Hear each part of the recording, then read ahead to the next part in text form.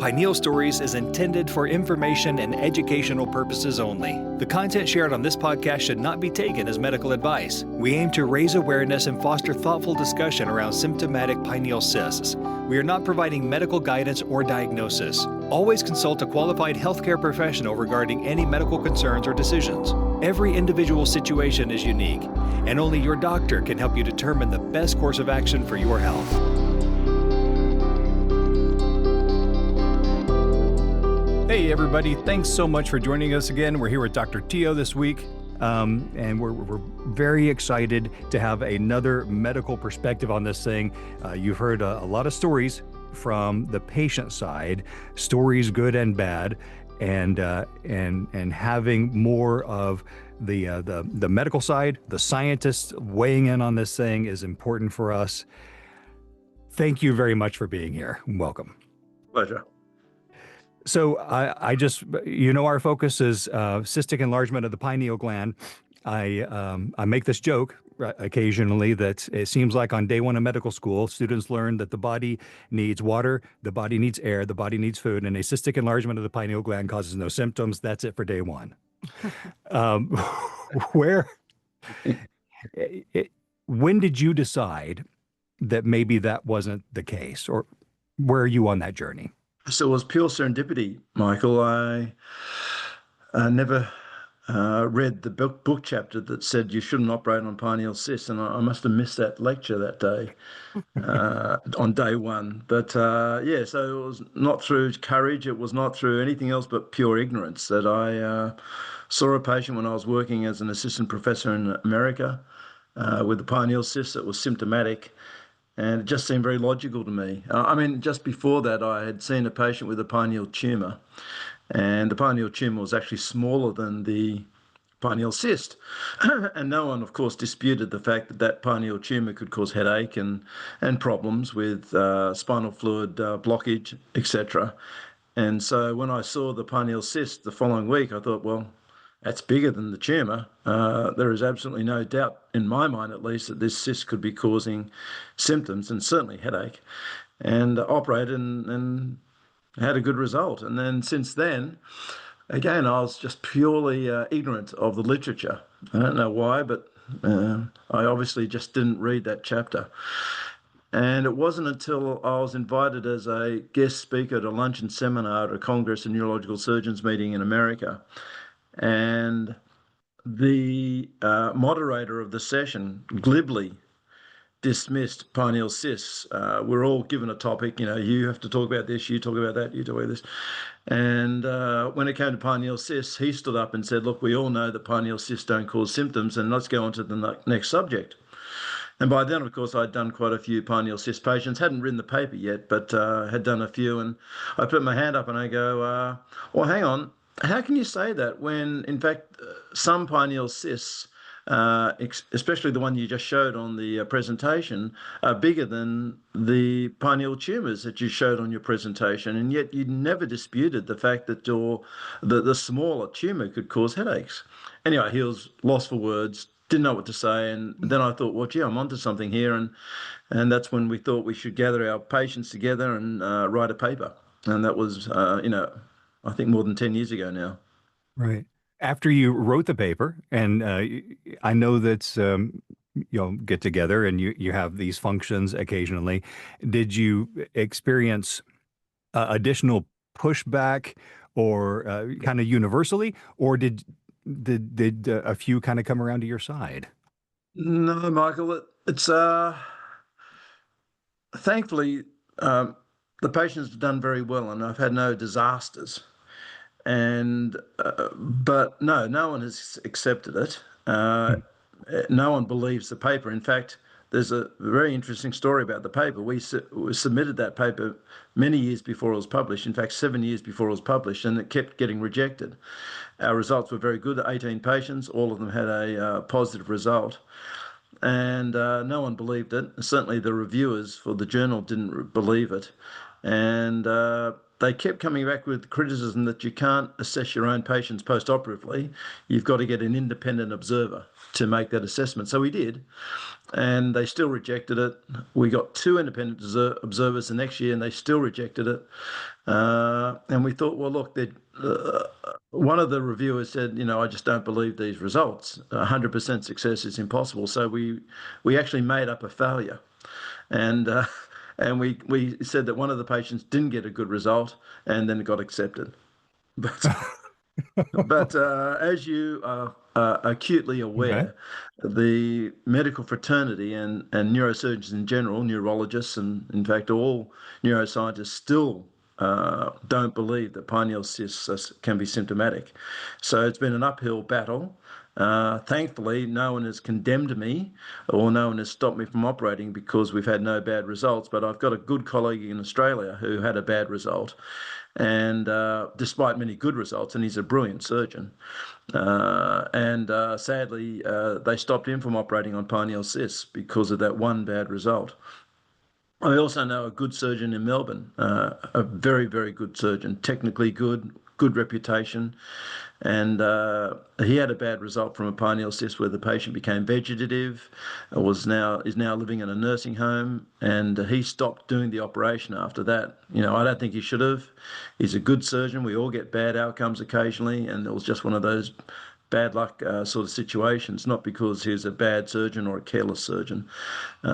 So no, we are all of us under the microscope. You know that. Hmm. Many of us are subjected to peer review that is sham. Many of us are vilified for doing something outside the box. But all the surgeons that are still doing pineal cysts, I commend them for their courage and their thinking outside the box because, yes, no, it's still not accepted as the status quo. With my wife's, with Kelly's, it was not small. It was measured at 15 millimeters. It came out at 17. And then Dr. Patel said that, the size is not always indicative of the result because it's generating some weird hormones or whatever. In her case, it was really, really, truly horrific. She was having delusions and psychotic breaks and just this world of symptoms that were just impossibly difficult for us. And then the surgery started the process of recovery, and a year later she was completely back to the person she had been before. And so we've seen that extreme, and then we've seen the ones that are headaches and brain fog and vision problems and the more typical set, and those have been corrected, and you've corrected many of them. Other surgeons have. What does it take besides a lot of information like that to start moving the needle of the medical community? Sadly, it takes time. That's probably the most important factor. It eventually will wear them down, and they just have to see common sense and they have to see science. Hmm. Thankfully, there are some very academic neurosurgeons in the field at the moment. There's a guy called Thomas Santerios from Cambridge who set up our first pineal cyst meeting. I think it was last year. If it wasn't last year, it was the year before. And he set that up in Cambridge. He's a very academic neurosurgeon. He's a great thinker, a very nice person. And he said, look, if we want to continue doing this, we've got to put a bit of science behind this. We need to gather together, strength in numbers, etc., etc. And we had our first think tank or consortium. And it was very productive, extremely productive, because it validated everyone. Where we all had the same results, we had the same theories, we had the same failures, and we could eventually start putting some science behind it and write combined meta-analyses and combined papers. And we did that. He wrote the first combined paper of all the pineal cyst papers and all the pineal cyst literature, and it was very well received. So, look, the needle is starting to turn, but it will take a few more years and a few more scientific journal articles before we get accepted by mainstream. Okay. And the goal that I've heard from Dr. Patel and others is to move this to the point where surgery isn't necessarily the thing. They're working on a pharmacological. If there is something, they want to find it, some way of, taking a pill for a few days and clearing up whatever imbalance or whatever it is that it's causing. Do you, in your view of the future, is it more likely that more surgeons will be willing to take it out and that's going to be the way it is for some time? Or do you think that the research can go to a pharmacological solution in the short midterm? Look, I listened to Dr. Patel's podcast on your website, and it was incredibly informative. And again, all respect to the man. We don't know why some people have symptoms from a pineal cyst and others don't. And so we're all speculating at the moment. I must say that no one at the consortium meeting speculated that it was hormonal. So it's a great thought. It shows the measure of the man that he, is thinking completely outside the box like that. And it's something we certainly should look into. Many of the other theories are not like that, sadly. They're more mechanical theories, i.e. that the cyst is compressing the tectal plate. The tectal plate is compressing the aqueduct causes some intermittent raised intracranial pressure, headache, neurological symptoms. Another theory is that it's compressing some of the draining veins that surround the pineal gland. And I'm sure you know your anatomy now, Michael, that there are these big draining veins that are in the same space as the pineal gland. Internal cerebral veins times 2, basal veins of Rosenthal times 2, and the vein of Galen times 1. And they're very intimately related to the pineal gland and therefore the pineal cyst. So if it's not causing compression of the underlying aqueduct, it may be causing compression of the draining veins. We have evidence to show that that may be the case. We have some patients who have T2 changes on their MRI scan in the midline structures that are drained by these veins. And then when you take the cyst out, the veins open up, blood drains freely, the T2 changes disappear, and that validates your theory. We also have lots of patients with clear aqueduct stenosis, compression of the aqueduct. You take the cyst out, the aqueduct opens, and the patient gets better. We also have several patients now in whom we took the cyst out, the aqueduct was compressed. After surgery, the aqueduct for some reason didn't open up spontaneously after you took the cyst out, and the patient continued to have symptoms, some resolution, but not complete resolution. 6 months later, you scan those patients, the aqueduct is completely opened up and their symptoms have disappeared. Again, a great validation that the theory is not compression of the veins, but it's compression of the aqueduct.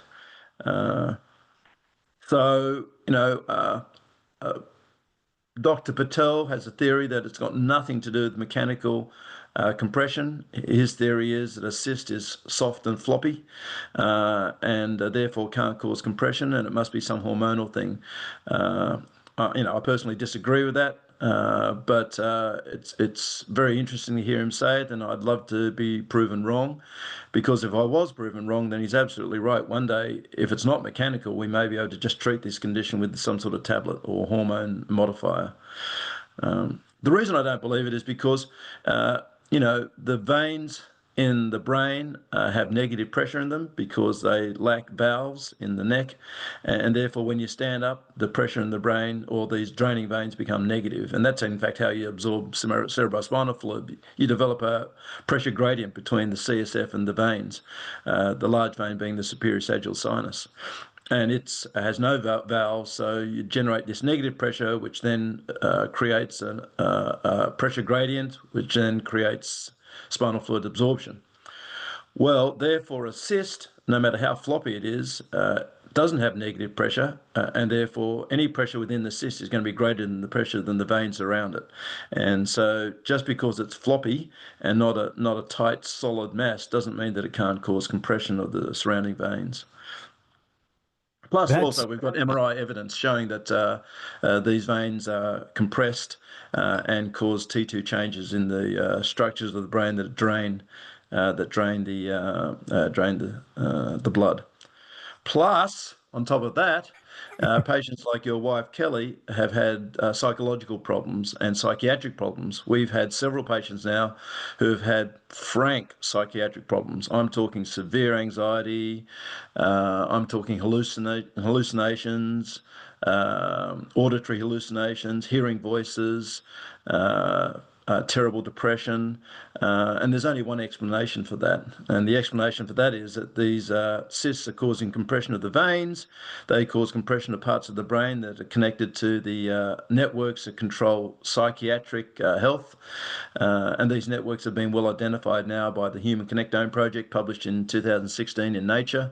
And we now know that venous hypertension and subsequent dysfunction of those parts of the brain can cause frank psychotic symptoms. So, it all comes down to a very, very logical explanation if you believe these things can cause mass effect.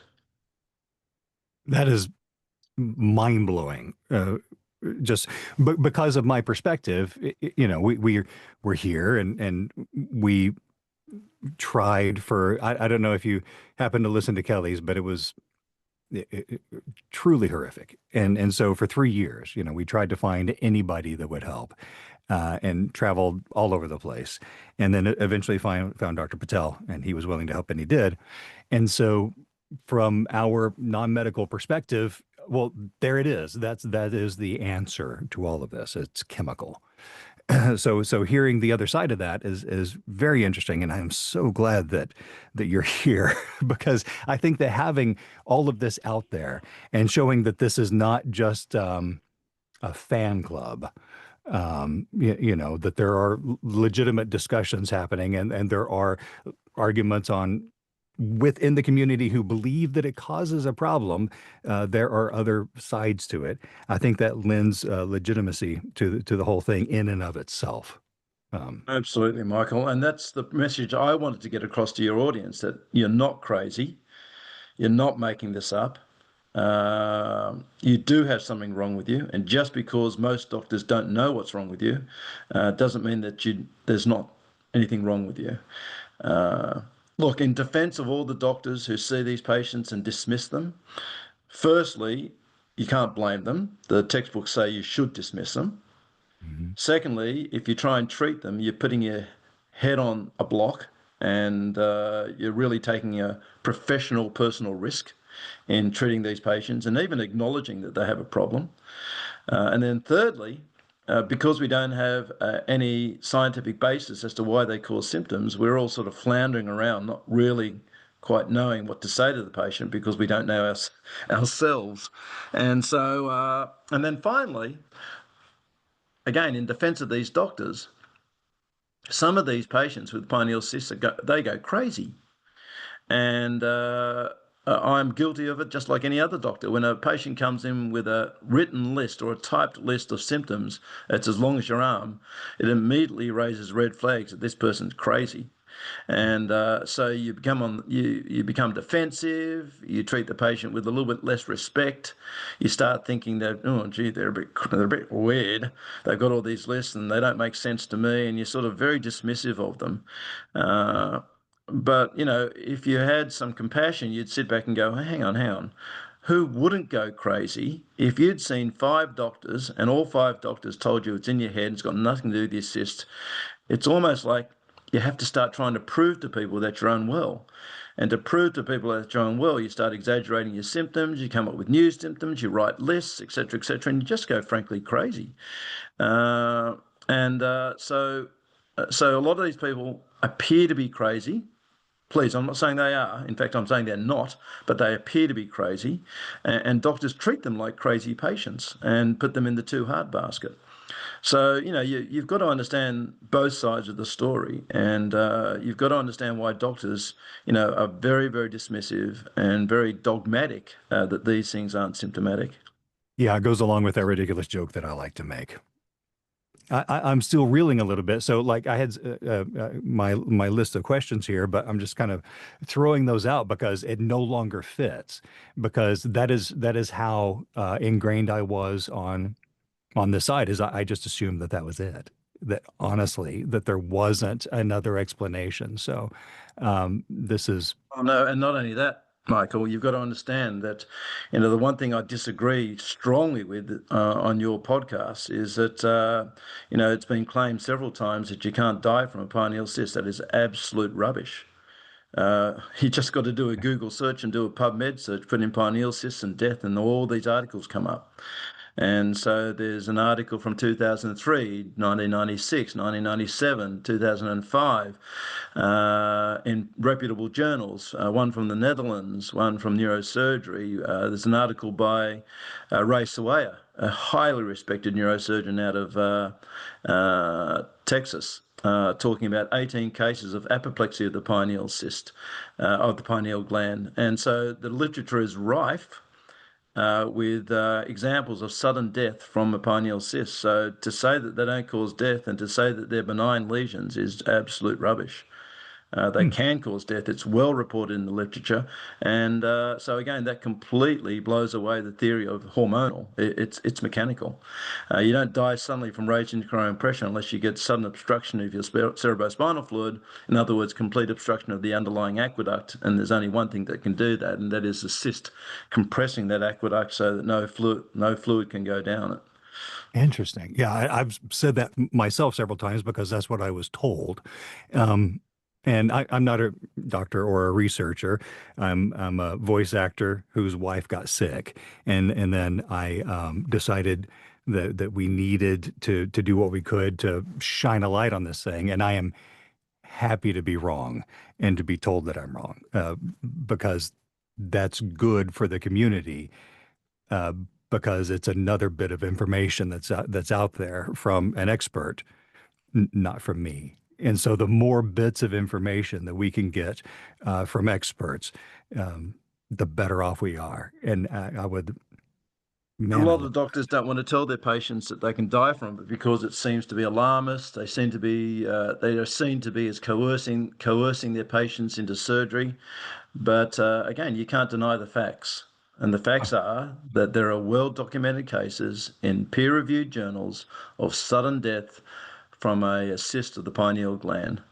There's many cases of apoplexy, in other words, sudden bleeding into a cyst causing sudden expansion. I've seen them myself. And so to call this condition a benign condition that can't kill you is absolutely wrong. That is, well, obviously great to know. I won't be saying it again. And I believed that, of course, you've heard me probably say, if you listen, that even if, of course, I said it won't kill you because I was told that, but it can lead to your death just because of the psychological stuff that can happen. I feel Well, like, Kelly's story is just so typical, yeah, where because I heard her say she was at the stage where it was affecting her quality of life, oh and she yeah, would rather have died than had the cyst. hmm, And so many patients say, in fact, I almost ask the patients to say that before I offer surgery, because you don't want to offer surgery which is life-threatening, to a patient who has minimal symptoms, who's getting on with life, has no adverse quality of life effects. If they can live with it, live with it, because it is a big operation and it can go wrong. But if someone comes in and says, listen, my quality of life is so bad, I'd rather be dead than have this condition, then they're definitely at the stage where, they should be looking at the risk benefit ratio of an operation and thinking, well, maybe it's time to have an operation. right, Yeah, absolutely. and Kelly was like that. I heard Kelly say it. She was at the stage where life wasn't worth living. Hmm. And thankfully, she had a great result. And they do that. I've got a presentation of pineal cysts, and I show all the emails and the letters I get from patients, and it's the recurring theme. Thank you for giving me my life back. They all say it, because these poor people have been subjected to denial from their caretakers and their medical community. They feel very much alone. There's nothing, there's no blood test, or there's no sort of imaging tests to show that they're getting worse or they have a certain degree of headache. No one can feel headache except the patient. So, it must be incredibly frustrating and then soul destroying eventually. So when you do the operation, they get better. It's no wonder they say, "Thank you, you've just given me my life back," and they all Yes. say it. Yes. And so do we as family members because it changed. It was life changing for not just Kelly and me and our son and our daughters. It was life changing for everyone around us because we had all lost that person. She was no longer here, and now she's back. Yeah, Um, so it's difficult. Um, it's impossible to express how big a deal it is to have yeah, someone almost like that person died, and a year later they came back. That's what it's like. yeah, yeah. No, the poor old caretakers and the family members. I had one child with a pineal cyst. And of course, everyone knew the patient had a pineal cyst because it was on the scan, but they all ignored it. The child was told that they had Munchausen's and was sent to a psychiatrist. The psychiatrist goes, "No, this kid doesn't have Munchausen's. He's perfectly stable. He's mentally strong." So then they accuse the mother of having Munchausen's and attention-seeking behavior. Oh, Uh-huh. it's just so sad. But anyhow, look, the the the medical world moves very slowly, Michael. You probably don't know that because you've never been involved with it until now, but it moves incredibly slowly. We're an extremely conservative bunch of people, and now, of course, with EBM, evidence-based medicine, and being sued and things like that, a lot of doctors just do not have the, I was going to say the courage, but do not have the stupidity to step outside the box and do something that could potentially have them hanged by their colleagues. Uh, uh, you know, I guess lawyers are an essential part of medicine. We just have to accept that they're there for a good reason. But the bad reason is that they put so much pressure on doctors not to do outside of the box uh, operations or treatments because the fear of being sued is definitely there. Yeah. Yeah. And Yeah. you can try your very hardest. You can be a good technical surgeon. You can do everything in for the betterment of the patient, and things can still go wrong. Sadly, we all have our patients that have had a bad outcome, and it wasn't our fault. Well, it is kind of your fault because you're the one operating, but it's not your fault for bad intentions. You always had good intentions and you tried your hardest, but things still went badly. And then you get sued, and it's just soul destroying when you get sued because you step back and go, "Oh my God, I took a risk doing that for you. I did that because I respect your autonomy. I did that in all the right reasons. I took the high road, and now you're suing me because you've had a bad outcome. Oh my God, it's and then of course you go, well, I'm never going to do that operation again. Sure.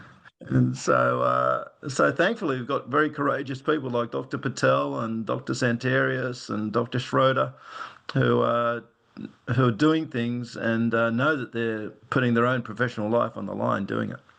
Absolutely. And we're certainly grateful. I will tell you, just talking about the child that you mentioned. There's one who we're in Stephenville, Texas, small town of Stephenville, Texas, and 45 miles away is Cleburne, Texas. And we interviewed a mom on upcoming podcast whose son is 11 and is having horrible, horrible symptoms and is being dismissed over and over, and then was accused of attention seeking because every 11-year-old dreams of getting the attention of a neurosurgeon. This is a global thing, and I just feel like there's so many more people out there that um, just haven't found the sites and have no idea what's going on and are just suffering with it. What advice do you have for those of us trying to get the word out? Let's say. Oh, look, I think several important factors have to go into making a surgical decision. Okay, so firstly, you need to find someone who's skilled. And just because you're skilled at neurosurgery doesn't mean you're necessarily skilled at pineal cyst surgery. It's in a very difficult part of the brain. It's hard to access it. It has very eloquent structures around it. If you hit one of those veins, it can be absolutely devastating, and you can't stop it because you can't put pressure on them and you can't occlude them. And oh my goodness. So firstly, you've got to find someone who is very familiar with the pineal region, and it's mostly pediatric neurosurgeons who deal with pineal tumors because that's who they occur in kids. Mhm. So someone with pediatric experience is going to be hopefully better than someone who has had no experience in the pineal region. Okay, next, you've got to make sure that that person understands that you do appreciate the implications of surgery. And here they are in a nutshell. It may not work. So there are a million causes of headache and these other neurological problems. And we do know that people with a similar sized pineal cyst don't have symptoms. So for all you know, we're barking up the wrong tree. Sure, you've got a pineal cyst, and sure, you've got typical symptoms of pineal cyst, but the two may not go hand in hand. I'm sorry. So you've got to make sure your surgeon understands that. Doctor, I want you to do the operation. I am fully aware that it may not work. I am fully aware, thirdly, now that it's a difficult operation and that complications can happen. And then, and to the surgeons, I say to them, you've got to record that conversation because getting a patient to sign a consent form, the lawyers can twist that around and saying, oh, you coerced the patient and they were under duress and all this kind of stuff. So signing consent form is absolute rubbish. It doesn't hold at all in courts. So what I do now is I record the conversation where I make it extremely clear that number one, it may not work. And number two, this is a dangerous operation. And although complications don't happen often, when they happen, they're very, very bad, like death, stroke, loss of memory, loss of vision, and the list goes on and on and on of all the bad things that can happen from pineal surgery. And then, of course, once you've made it clear to the surgeon that you do appreciate that, you understand that it may not work. You understand that you may be worse off after surgery, but you still want the operation, and he's willing to do it, then that's when you go for it. But it has to be this amazing bidirectional relationship between the surgeon and the patient, where he knows that she knows or he knows that he knows or she knows. you know, have this very, very good relationship with your patient. Look, you've covered most of the things on your previous podcast. They've been really informative. And I guess there are only those two things that I wanted to make sure you understood, and that is that there are very good. No, well, okay. So take you back one step and talk about the Human Connectome Project. So what was the HCP? The HCP was a project undertaken by the US government to try and understand the last frontier, i.e. the brain. And they put a lot of money and a lot of time and effort into remapping the human brain. That article was published in 2016 by Glasser et al. In a journal called Nature. Highly reputable journal, a highly reputable article, but what it did was completely destroy our previous understanding of the human brain. And it allowed us now to have a deeper understanding of the networks of the brain and how everything's connected, and how a lesion like a pineal cyst could potentially cause psychotic symptoms. So that's the first thing. You've got to understand that our understanding of the brain and pineal cysts is evolving. And thankfully, because of the Human Connectome Project and people like Patel and others, we are gaining more and more understanding of it. So even though we may not have been able to find an explanation for your psychosis 5 years ago or 10 years ago, we can now. So that's the first thing. The second thing is that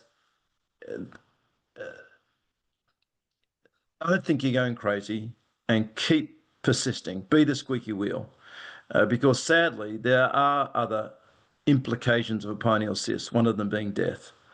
And so, you know, in terms of quality of life, severity of symptoms, etc., you're not going crazy. You do have those problems. You've got to make sure your medical staff and medical team know that you're getting worse and know that you are serious about this and pursue it to the bitter end. In terms of who you choose, again, it's very difficult for me to say who you choose because, all surgeons think they're the best. If they didn't think they were the best, they would refer their patients to someone who they did think was the best.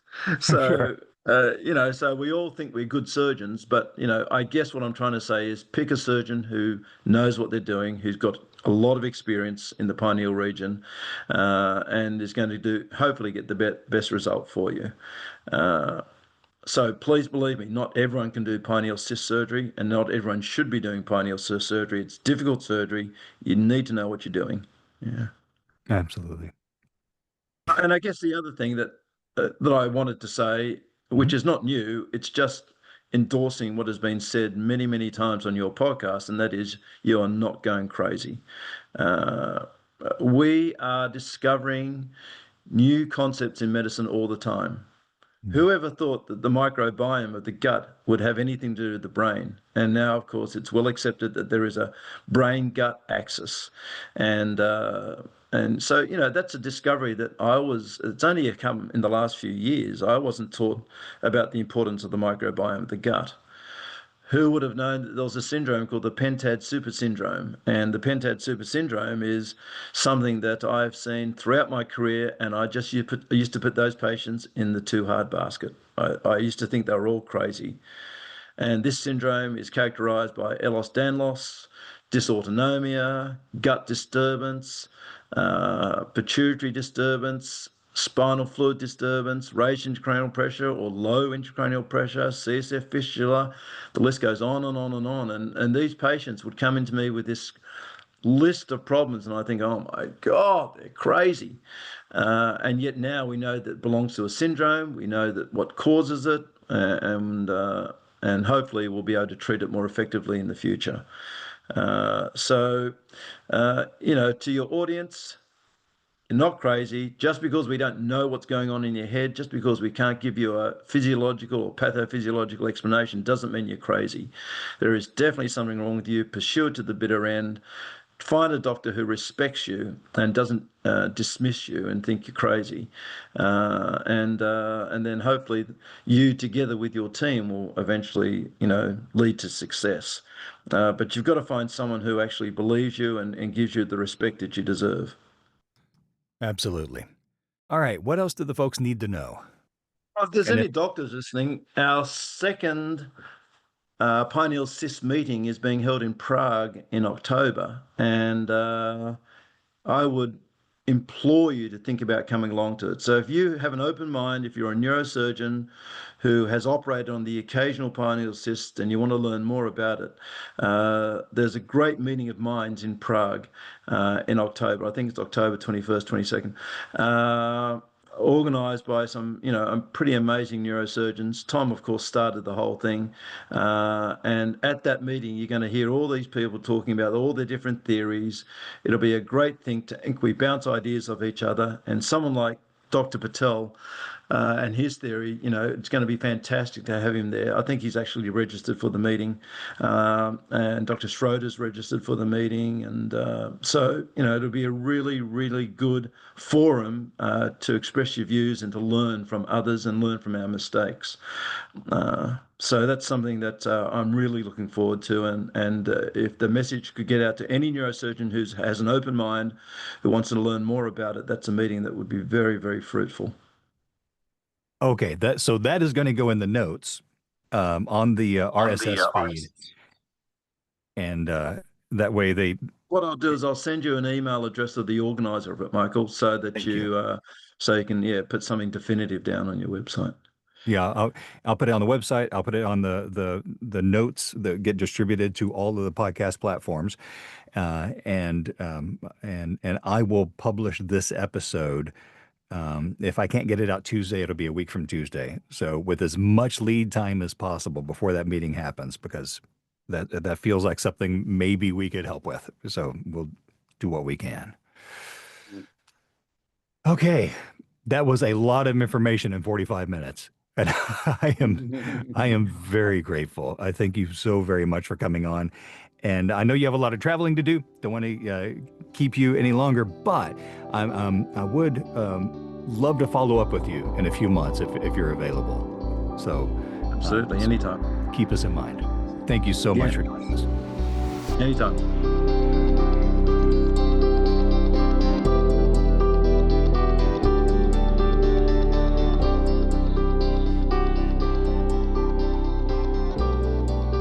Thanks for listening to this episode of Pineal Stories, where patient voices matter and real stories have the power to drive change. If you or someone you love is living with a symptomatic pineal cyst, know that you are not alone. Our community is growing, and your experience matters. Share your story, connect with others, and help us push the medical conversation forward. Visit pinealstories.com to explore more stories, submit your own, and stay connected. And if you found this episode meaningful, please consider leaving a review and sharing it with someone who needs to hear it. Until next time, stay strong, stay informed, and keep speaking up. This is Michael Abels with my wife Kelly, and you've been listening to Pineal Stories. Thanks, y'all.